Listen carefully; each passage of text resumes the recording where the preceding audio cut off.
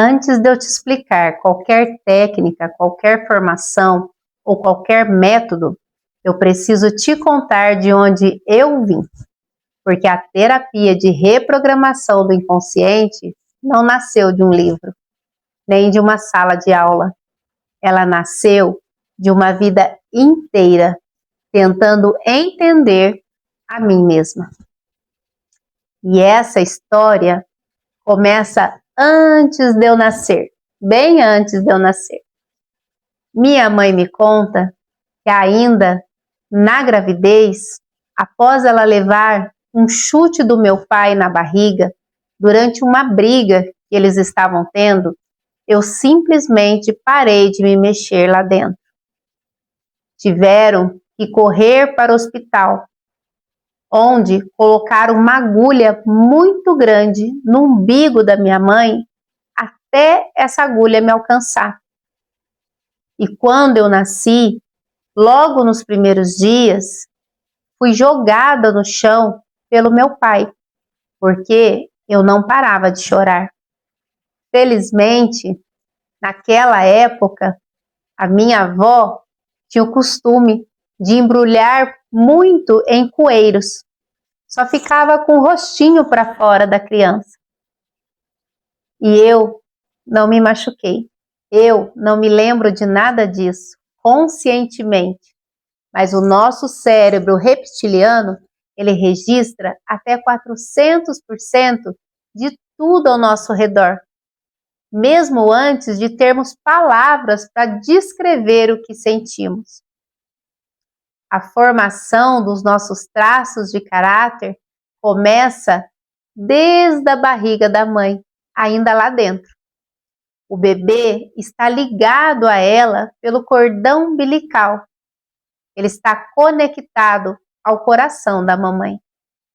E ele sente tudo o que ela sente. Medo, tristeza, rejeição, abandono.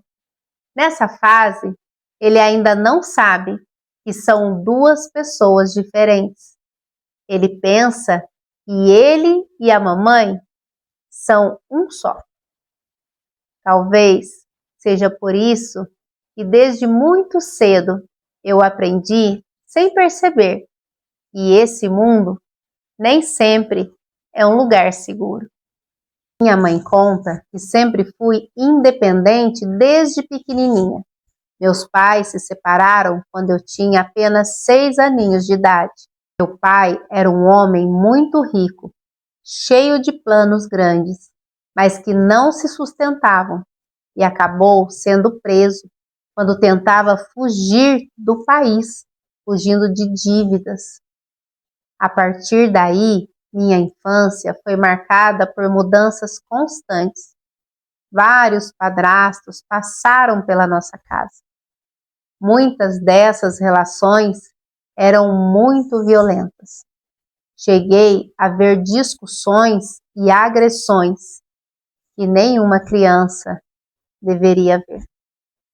E no meio de tanta instabilidade, aconteceu também algo que eu só fui entender melhor anos depois. Eu sofri vários abusos sexuais, ainda na infância. Não vou entrar em detalhes aqui, porque isso não é o foco do meu canal, mas preciso citar isso porque faz parte de quem eu sou hoje e porque eu sei que, infelizmente, muita gente que está me ouvindo agora também carrega uma história parecida. Na minha infância, presenciei todo tipo de violência. Violência física, verbal e psicológica. Convivi com os dois extremos, muita riqueza e muita pobreza. Convivi com mentiras, roubos, traições, drogas, prostituição, doenças mentais e sofri abusos sexuais ainda na infância. Mas assim como a garça, eu andei pela lama sem me sujar. Como me disse o meu terapeuta, o meu inconsciente ele foi se autoprocessando ao longo da vida. e eu fui me desconectando das emoções. Eu não sentia nada, nem raiva, nem mágoa, nem tristeza. Eu simplesmente não me sentia parte daquilo, nem daquele lugar, nem daquelas pessoas. O meu propósito sempre foi sair dali. Talvez por isso eu comecei a trabalhar tão cedo. Eu queria construir a minha própria família, ter os meus filhos e educá-los do meu jeito. Desde os 7 anos, eu ia para a escola sozinha. Sem ninguém me ensinar, eu sempre gabaritava meus boletins. Mesmo estudando em várias escolas diferentes devido às mudanças. Na 4ª série, cheguei a estudar em 3 escolas diferentes no mesmo ano. E mesmo assim, sempre eu conseguia acompanhar. Não vou entrar em detalhes aqui, porque esse não é o foco do meu canal. Mas para quem tiver curiosidade, eu escrevi o meu livro. O nome dele é Acabe em Mim, onde coloco tudo, desde a história da minha bisavó, passando pela minha avó e passando pela minha mãe, até chegar em mim. Comecei a trabalhar muito antes da idade que deveria. Aos 7 anos já limpava a casa da minha avó, lavava roupa, cuidava dos meus irmãos mais novos, ia para a escola sozinha. Dos 8 aos 10 anos trabalhei como babá, empregada doméstica em várias residências. Aos 11 anos trabalhei em uma loja de turco, vendendo calçados. Cuidava da casa dos meus irmãos mais novos, estudava, fazia o que fosse preciso. Porém, não tive muito tempo de ser criança. Isso me transformou numa pessoa extremamente forte e independente, mas também numa pessoa que aprendeu a se proteger, se desconectando da própria dor. Hoje, eu entendo isso muito bem. Na época, era só sobrevivência. Comecei a sexualidade muito cedo. Meu primeiro selinho foi aos 9 anos. Meu primeiro beijo, beijo de língua, né? Foi aos 10 anos. Perdi a virgindade aos 13 anos. Inclusive, morei com ele por 6 meses, dentro da casa da minha mãe. Com 14 anos, morei com meu pai novamente, por 3 meses. Mas, infelizmente, ele foi embora de novo devido a muitas dívidas que tinha. Depois, conheci o pai do meu primeiro filho. Eu tinha apenas 14 anos e ele 19. Eu era CDF, cursando a 8ª série, tinha um sonho de ser advogada. E ele, com 19 anos, analfabeto, trabalhando na roça. Com 15 anos, eu me tornei mãe. Eu parei de tomar o anticoncepcional porque eu achava que eu ia ter o meu filho, criar do meu jeito, né? Não foi um plano, não foi um sonho de adolescente, foi a vida acontecendo rápido demais. E eu tive que crescer ainda mais rápido para dar conta. Esse foi um dos pontos mais importantes da minha trajetória, porque foi a partir daí que eu entendi. Eu precisava ser forte, não só por mim, mas por outra pessoa. Após 1 ano e 7 meses, eu me separei. E aí eu casei, ainda muito jovem. Esse casamento durou 15 anos. Foram anos difíceis. Um ambiente de muita tensão, muita cobrança, muito desgaste. E foi nesse período que desenvolvi uma fibromialgia. Meu corpo, literalmente, começou a adoecer pela dor que eu não estava deixando sair de outra forma. Comecei a carregar todo mundo nas costas. Isso foi um divisor de águas para mim. Entender que o que a mente não processa, o corpo cobra. Nessa época, aos 19 anos, eu fui mãe pela segunda vez. Tive a minha filha com 19 anos, me separei aos 29 anos. Depois da separação, após 3 anos, eu recomecei um segundo casamento, uma nova fase da vida. Após meu segundo casamento, engravidei de um lindo menino. 4 anos depois, engravidei novamente.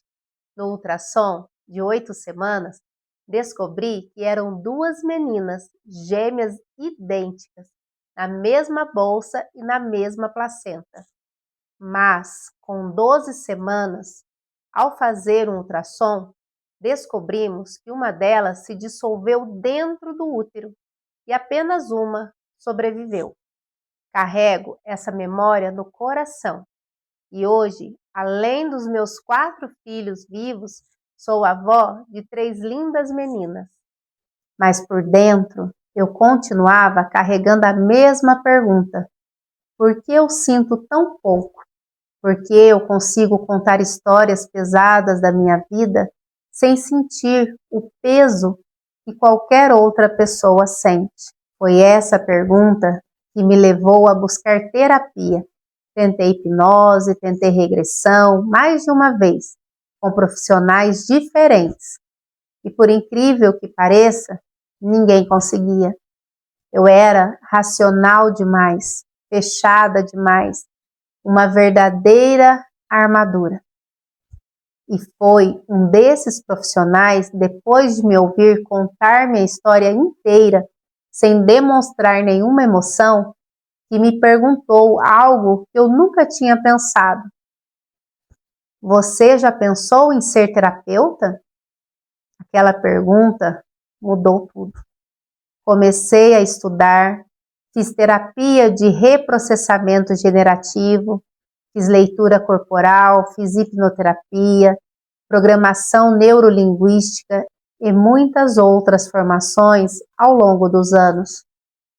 E percebi uma coisa: eu não queria escolher só uma ferramenta, eu queria juntar tudo o que eu tinha aprendido em um único método, claro, profundo e prático, pois entendi que cada pessoa é única e que posso usar várias ferramentas conforme o paciente, o cliente, vai me demonstrando o trauma. Foi assim que nasceu a TRI, a Terapia de Reprogramação do Inconsciente, um método que existe porque eu mesma precisei entender minhas próprias dores, padrões e bloqueios, antes de poder ajudar qualquer outra pessoa a entender os seus. Se você chegou até aqui, talvez você também esteja carregando uma história pesada, ou talvez só esteja curioso para entender como tudo isso funciona. De qualquer forma, seja bem-vindo. Nos próximos vídeos eu vou te explicar, uma por uma, as formações que constroem a TRI e como cada uma delas pode te ajudar a entender melhor a si mesmo. Se você se identificou com algo do que eu contei aqui, deixe um comentário. Eu quero saber a sua história também. Nos vemos no próximo vídeo.